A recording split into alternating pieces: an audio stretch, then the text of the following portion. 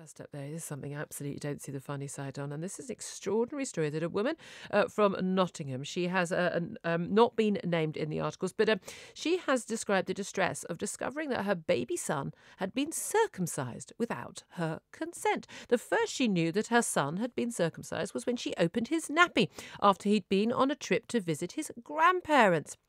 She found him covered in blood and was absolutely distraught. She battled for 4 years for authorities to take action. The circumcision took place in July 2013 when the little boy was just 3 months old, staying with apparently his paternal grandparents who are Muslim. His mother contacted social services. Then she contacted the police in 2014. There was an investigation, but the police, for some reason, deemed it not to be a criminal matter. The issue was later referred to the General Medical Council. Now, 3 people have just recently been arrested. They include a man believed to be a doctor and also the paternal grandparents on suspicion of grievous bodily harm with intent. But what I find extraordinary about this case is that anyone in the police force and the social services wouldn't think that mutilating a little boy's body was not a criminal act. And yet, of course, we allow this legally. Jews and Muslims in this country routinely circumcise their little boys, removing the foreskin of the penis. Now, there has been something like 80% of men in America are circumcised, regardless of religious belief, thought to be a medical issue. But there is now a huge backlash going on about what some are calling effectively male genital mutilation. Let's talk to a man who's been spearheading this campaign here in Britain. His name's Mike Buchanan. He's leader of the Justice for Men and Boys Party and joins us now. Good morning to you, Mike. Good morning, Julia. Good morning. Now, we've had a lot of talk, haven't we, about female genital mutilation. And I have to say, I think you'd be hard-pressed to find a right-thinking person who thinks female genital mutilation it should be allowed and shouldn't be prosecuted. And yet we have an acceptance, a common acceptance in society that male circumcision, and it is a different level of medical act, is acceptable. But I think it's absolutely extraordinary in this case, whether or not it's a legal process or not, that it should be done without the parents' consent, and that the police and the social services chose not to act on that. Yes, the default position of the law in England and Wales is perfectly simple.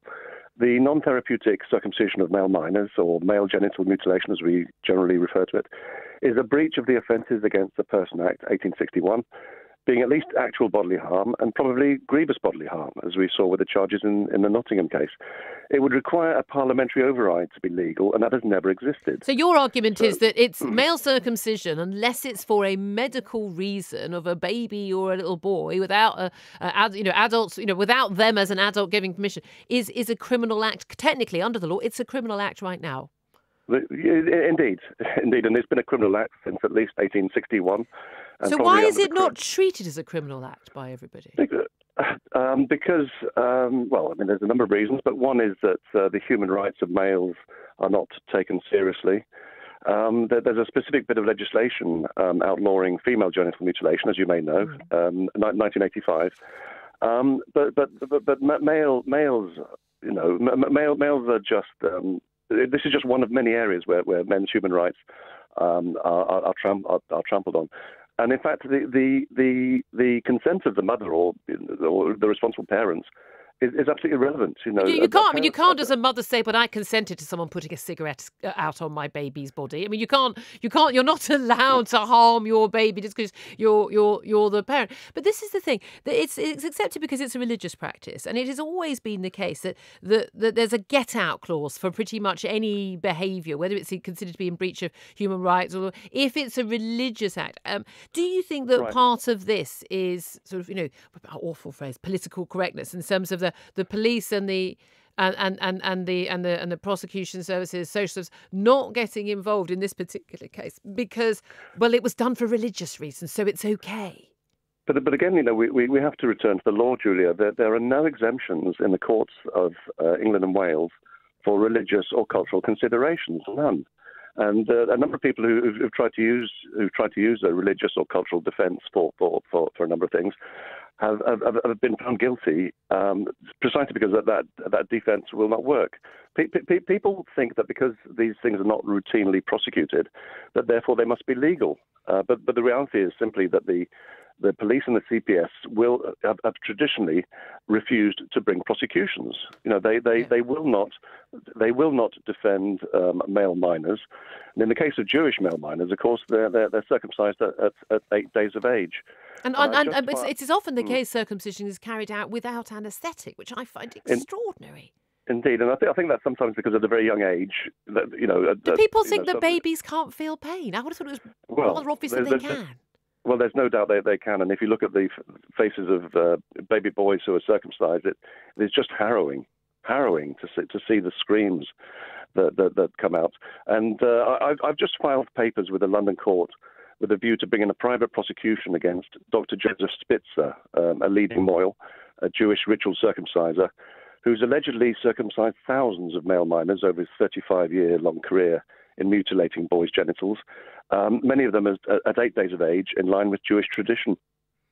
And this is a private prosecution? It is, yes. And what will be the outcome if you were to win this? Obviously, I mean, this man doesn't deny that he's committed. He's carried out circumcisions. If this case is fought, he would presumably claim, well, what he's done is entirely within the law.